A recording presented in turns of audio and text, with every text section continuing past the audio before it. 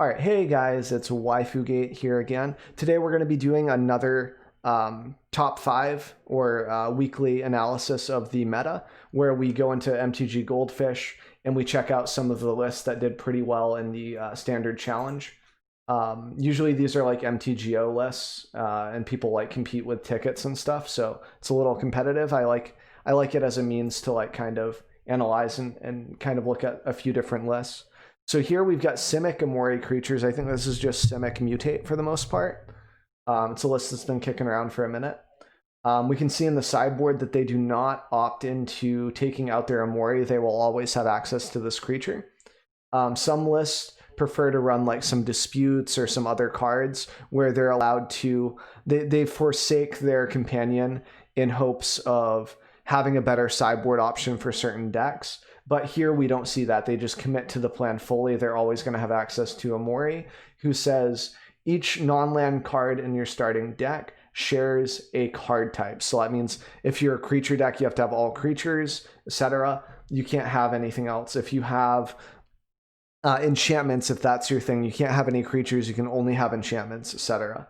So it's pretty interesting because then you don't have access to like planeswalkers here. You don't have access to instants and sorceries, no enchantments, no artifacts, etc. It's a very like you have to commit to a plan. So here we see 3 stone coils. I feel like this should be at 4 instantly because it's just such a good mutate target. It's so good. Like I would even be willing to cut a grazer for it, but maybe that's incorrect. I don't know the list too well. So let's see what else we have. We have 26 lands. 2 castles, 3 Garenbergs, and then just some scries and your normal green-blue lands. No triomes. So they don't plan on cycling those late game or anything. They've got Poliwag, which is like Baby Godzilla, I think, for the alt art, which is kind of cool. Each creature you cast costs 1 less to cast if it has Mutate. Whenever you cast a creature spell, if it has Mutate, draw a card and then discard a card. So just cycle whenever you mutate, basically. And then they have a lot of good mutate targets, including the Paradise Druid. This is fine too, to keep your mutate stack protected with hexproof. And you only tap that like end of turn and stuff when the opponent's tapped out. 4 Gem Razors, which are really strong. The Star X, which is just awesome. You're able to just put so many permanents into play, and eventually you try to high roll into a Forerunner and just kind of swing out for lethal, which is pretty interesting. And then 3 Shore Sharks for tempo. It's interesting that they don't have the Sea Dasher main. I kind of like it, but it's also kind of weird. So you don't like going by the win rates? Yeah. Well, I mean, like what I went with originally, Joker, is I just, like, honestly, I didn't go by win rates. I was looking for interesting lists, like Simic Amori creatures. And I clicked on it because it sounded interesting because it's different. And I also grabbed a URB, I think, down here, which didn't do too well, but it's still different. So I still took it at 3-4. So I'm not going strictly by win rates. I'm going by like what looks good that competed in the challenge and like why people chose their lists and stuff is the goal. It's not really about being super spiky. It's about just kind of analyzing the meta and choices that people make is the main goal. And things that are off meta kind of catch my eyes a little bit more. Like notice how we're not going over any Jeskai Yorian lists because people already know about it. Like who cares? Like we already know. So yeah, anyway, getting back to this. So I like the stone coils. I'd like to see this at 4, maybe even trimming a Paradise Druid or a Great Horn or anything really. This is an interesting one. Whenever this creature mutates, draw a card. It's interesting that they run this over the Sea Dasher main. It does give flying, which is nice. So it can give like Gem Razor a way to get up into the air. I do like that about it, and it is at 2. It's not at like, 3 or 4. It's pretty nice. And then the Shore Shark is nice because, it has flash for 1, and then for 2, it's just such a good tempo play. And if you have 2 of these on one creature, you bounce 2 things, and it's just really nice. You can just kind of swing through, or like bounce and then slam 4 runners, etc. Like it's just a nice tempo deck. I like this list a bit. It seems like a nice little break from the meta for the most part. Were you ranking up with this? No, we're doing the meta analysis for the week, like we do every Thursday. And then we put it up on Friday, usually.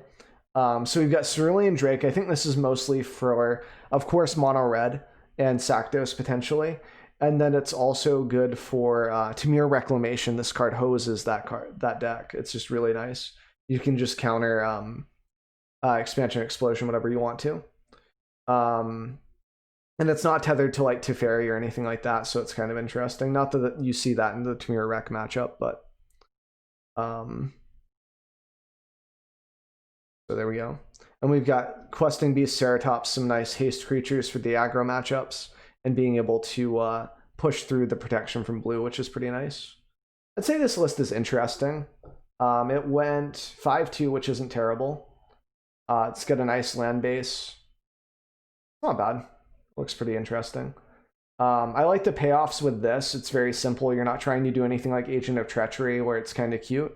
It just goes like 4 runners and kind of goes a little bit wide. And even then the Grazer. I love this list because like a lot of lists nowadays where you're able to make Grazer and mutate it into something useful instead of it just being a 1-mana do nothing card late game. You can also use it as a base to start mutating on later, which is nice. Just super nice. And it has reach too, which is pretty phenomenal. Like just having that on a mutate for free that ramps you. Whereas normally the card doesn't really do anything like after turn 1, aside from maybe chump something. So I like it. Seems pretty fun. I don't think I'd personally play the deck too much, but I might give it a whirl once in a while. Sideboard just seems to be up against like Jeskai Yorion and other matchups where they can speed up the process and take out planeswalkers if they need to, kind of smack down the Narset, etc. It's kind of nice. Esper Control 4/3, so did okay. And this looks like an Esper. This isn't really Control. This is more like Esper like Hero, which is pretty close to kind of Control. It's just that you don't have any like board wipes aside from a 1 of time wipe, which is a little weird. Like, I don't know if I would categorize this as Control, but maybe that's me being a bit pedantic. This looks pretty close to Sidetrack's list, I believe. Sidetrack was running 2 or 3 Kaya's Wrath in the sideboard, though, instead of the Extinction event.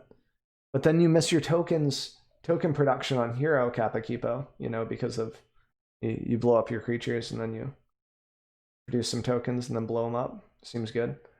So 3 Cries, 2 Extinctions. I feel like the Kaya should be up by 1, but we already have 2 main boards, so never mind. And I don't think our list for Sidetrack's list ran Ashiok's either. So this is a little more top-endy, a little less creatures. I think Sidetrack's list was also running Guard Mages for life gain and another proc for Hero. Yeah, side trash. So looks interesting. Seems like it's more kitted to deal with Yorion with 4 vetoes and 4 thought erasures, and the Scorns are pretty interesting. These are good because if the opponent doesn't produce, doesn't like deploy Teferi early, or like if you answer Teferi by swinging at it or whatever, you're able to Tyrant Scorn their token, bounce it, or kill it, doesn't matter either one, in response to them trying to activate Luca.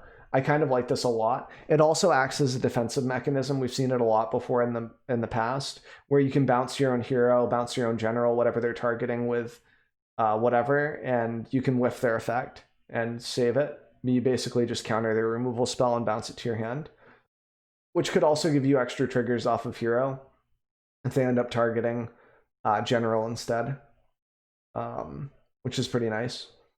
And then you've got 4 Oath to set up against aggro. These are also nice because this deck just loses to Narset for the most part if it can't deal with Narset. We're not able to draw extra cards or do anything really. I guess we don't have a lot of card draw, like just Omen, I think, for the most part. So it's not terrible. We have Atris to give us extra cards on top of that, which bypasses the bypasses Narset too. And the land base is pretty interesting. 1 of each of the castles, because why not? 4 Fabled seems a little high, but I can understand it.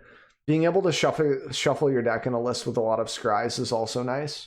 And we don't have like Birth or anything. Like we wouldn't run it anyway, like in a hero list, but it's just something else that shuffles the library. So it's nice to tie that into lists. It's one of my personal like favorite things to do.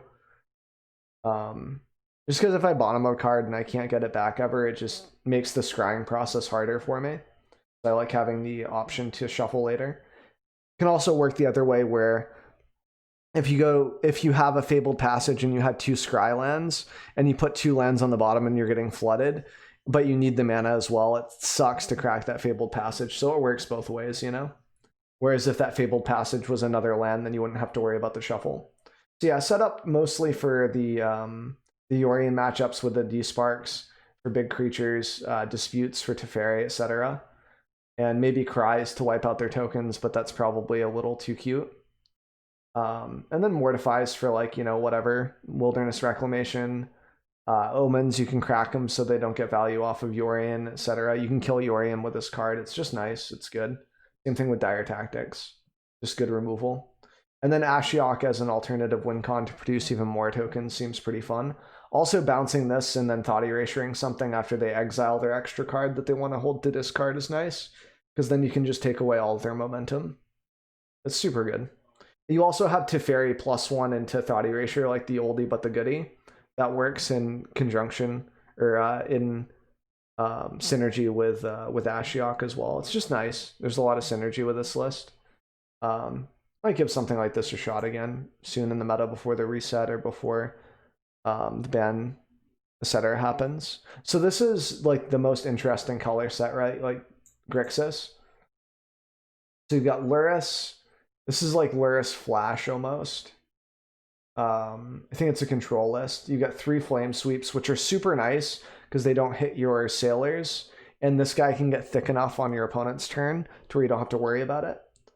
And then you've got Faye, of course, who also dodges the Flame Sweep. Plus, she could survive it anyway. This survives Flame Sweep. It's just a synergistic deck.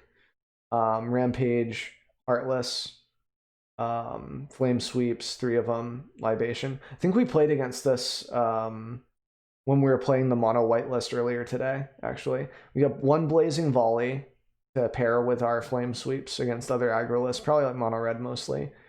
3 Soul Guides for the Zenith Flare list, I believe, mostly, and then also to deal with Uro, probably. Rampage, it's fine removal.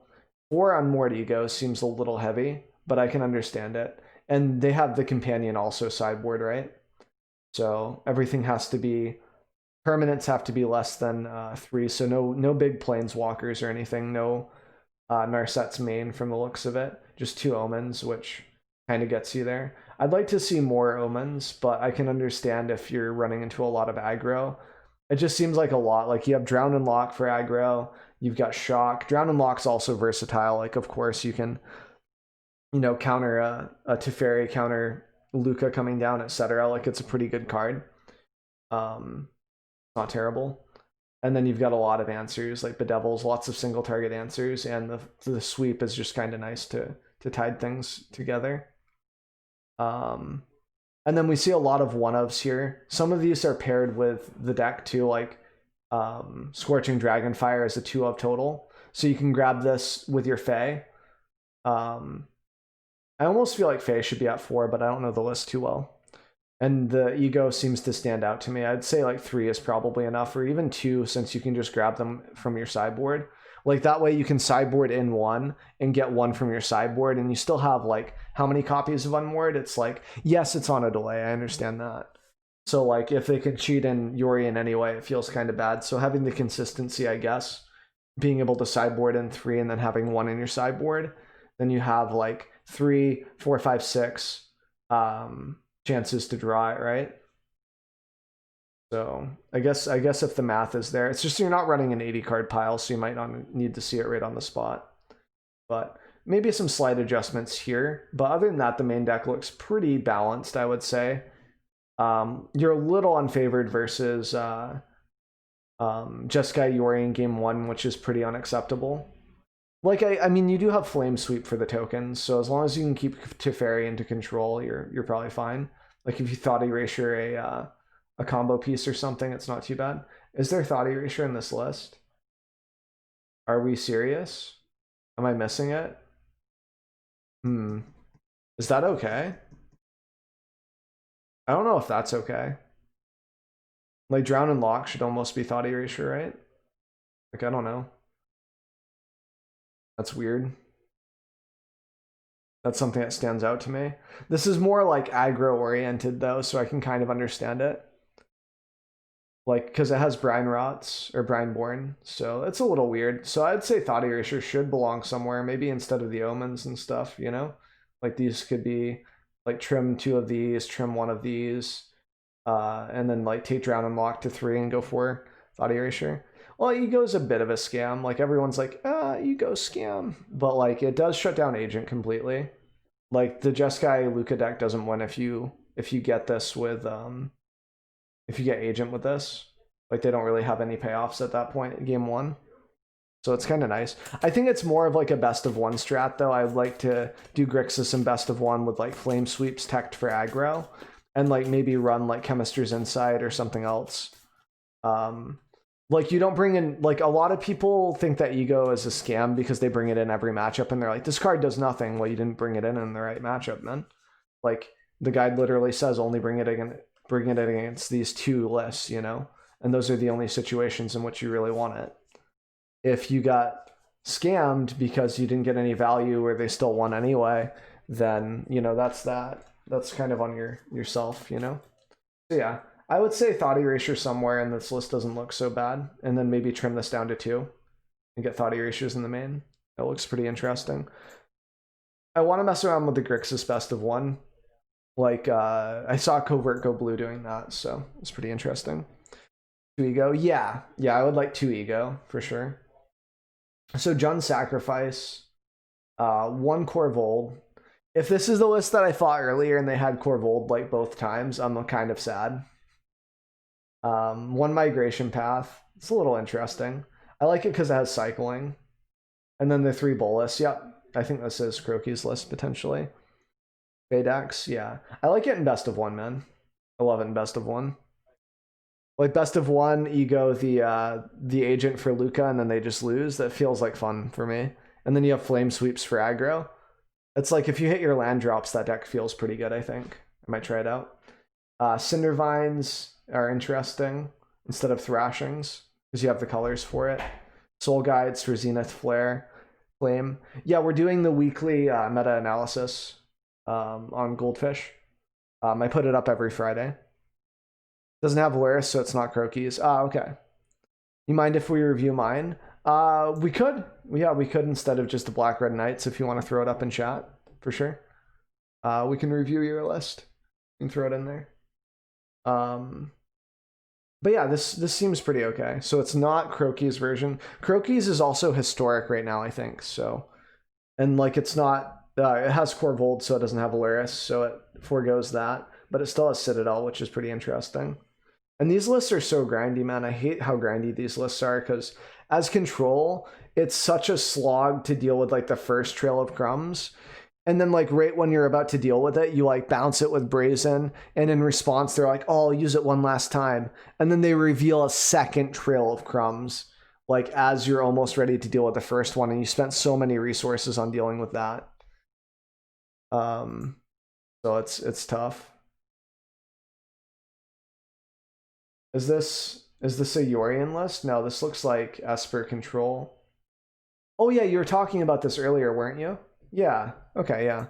Yeah. So we'll forgo the Knights then. So this is a view by this is a deck by the viewer. I guess I can start incorporating that too. If people want to have their decks reviewed and stuff, we could maybe make another video on that. That's different from the meta analysis. Maybe I should write that down somewhere. Take so YouTube video on viewer decks, or maybe for subs or something. Making number 6, so I guess it's pretty meta. Nice. Yeah, there you go. So yeah, like pretty interesting. It's just very, very grindy, the Citadel list. It's interesting that they forego the Luris just for like the Citadel and Corvold. I think this is closer to the one that did really well in the Untapped Red Bull tournament. This is probably inspired by this list. Looks like their thing is mostly set up for grindy matchups with the Corvold, and then Soul Guide for Zenith Flare, Duress for Shatter the Sky. Seems pretty solid, honestly. Don't mind it. 1 castle, pretty standard. I sometimes see 2. Other than that, it's just like I run 4 of every good card in you know, Jund colors for sacrifice, except for Corvold, in which I only run 1. So I remember the Brian's deck where he was running the Corvolds and stuff, and he took that to the Mythic Championship things. All right, so let's do this. This is a deck by Max, one of my viewers, one of the subs. So we got Yorion, of course, 3 Borrowers. I like the 3 here. I always want to run 4 in these lists, man, but it's so hard to find the space for it. 3 Narsets, 4 Teferis, Remorses, Vetoes, 4 Disputes. See, I don't like this as much. I'd rather run like 2 more Disputes and just kind of deal with the Teferi in another way, like maybe a... Not Mythos, because you don't have the Abzan colors, you're not 4 colors, you're not green. But I don't know if I like the Mystical Disputes main, but if 90% of the decks you're facing are Luca, I can totally understand it. It's just for me, I don't like top kecking this late. It's always relevant versus the Jeskai Yorion list, as long as, because like late game they try to hard cast the agent, right? If you keep it under control. What's up, Cyane? We're just recording a YouTube video. How are you doing, man? So yeah, we get 2 Chemisters, 3 Extinction Events, 1 Shatter. I don't agree with this too much. I feel like we should be running like 4 Shatters, 3 Extinction Events, or 4 and 2 split if we're going to be facing a lot of aggro. But I can kind of understand Extinction Event because usually you can go evens, keep your own Brazen Borrower and your Yorion alive, and get rid of the token stack from the opponent. I can kind of understand that. But I like Shatters just because they deal with Trawlers and other weird stuff that people might be running main. 2 Birth is a little weird for me. How many planes are we running? 3? 3, and then you have some Fabled as well, some number of Fabled, 4. So 2, 3, 4, 5. I mean, I guess it's okay. I would just opt into more basic planes. I think like 1 more basic and run 3 or 4 Births, but I understand it. Only 1 Oath of Kaya, super weird champ, but you have to make space, I guess. You have to make decisions on whether you want to run Oaths or Suns. If you want to pressure the opponent with tokens to kind of close things out. Deals with Trawler. Yeah, that's true too, Max. I just mean like catching Trawler plus tokens and whatnot. But either way, yeah, I agree. And it doesn't give card advantage in Exile, so there are some benefits to this depending on the meta. So... I feel like for me, Extinction Event is always like a hit or miss. Like I always like, when I'm playing it, it feels bad, but when my opponent plays it, I get blown out, and it's like, man, I can't win for losing with this card. Tough. I love the 4 Omens, of course. Omens of Sea, and I love the 4 Shark Typhoons. I think that's absolutely correct. So the things that stand out to me are 3 Elspeths over 4 Elspeths. And 1 Oath of Kaya feels weird. And then the Remorses over Thought Erasure is also kind of a weird champ, but I understand the decision. I think both are fair. 1 lets you set up for a land drop, and 1 deals with the creature forever, so you don't have to worry about someone getting something back with ECD or like Luris or something, you know? Or like an Uro. Like, it does counter a lot of stuff main deck. And it's useful late game because if your opponent doesn't have a hand, scrying for 1 always feels bad, especially if you have like Vantress or something, which you don't. No, you have 3. You have 3 Vantress. Just kidding. But like, you know, it does give you the option to surveil late game, but this just exiles something from the graveyard, so it's really neat. 1 of Mortify I can understand. I like Chemisters at 3 personally, but 2 might be enough for the list. And then this feels a little weird. So yeah, I would say like I would like more Oaths personally, and maybe 1 more Elspeths, but it just depends on what you wanna kit toward. So, and then the sideboard here, I like the 1 Heliod's. I'm not sure if I like the Archons. They can be okay. Love the Thought Distortion, even without the ramp. It's super relevant in the meta right now. And then Dream Trawler just to close out some matchups. I feel like having 5 creatures is a little bit of a weird champ moment. I don't know if I like that too much, especially where we don't have a lot of enchantments. Like we have some, but like you can't really count the Shark Typhoons because we're not like manually casting those too often. So it's like 3, 4, 5, 6, 7, 8, 9, 10, 11, 12. That's not enough to warrant 3 Archons. I would just cut these and keep the Trawlers for aggro or for like kind of fast matchups, like where you need a big lifelinker eventually. I don't like Archon that much here. You do have some things that you can sideboard in, like 2, 3, so that moves us up to what, 13? Which still isn't significant enough for Archon to be nice for me. It is whenever something an enchantment enters the battlefield, not on cast, so Yorian's good there, but even still, it feels, oh, 14, okay, my bad, correction. I still don't like it that much, though. Like, I feel like if you're at the point where you have Archon and you can Yorian and everything else, like, everything's already going your way. Like, I'd rather have another, like, Shatter or 2 for aggro, if that's the idea. Because you can still close the game out fast enough with these lists with Shark Typhoons and stuff. All you have to do is stabilize, and I don't think this helps you stabilize as much if they just have a removal for it because they want removal for Yorian. Like, this still dies to... doesn't die to Fry, I guess. So I would say cutting these for, like... I like Hushbringer. To shut down Jeskai Yorian. I would just switch these out with Hushbringers probably straight up. That way you can just be like, okay, Hushbringer, and then they're like, my agents, and they just lose because their agents are just turned off and they took out most of their creature removal.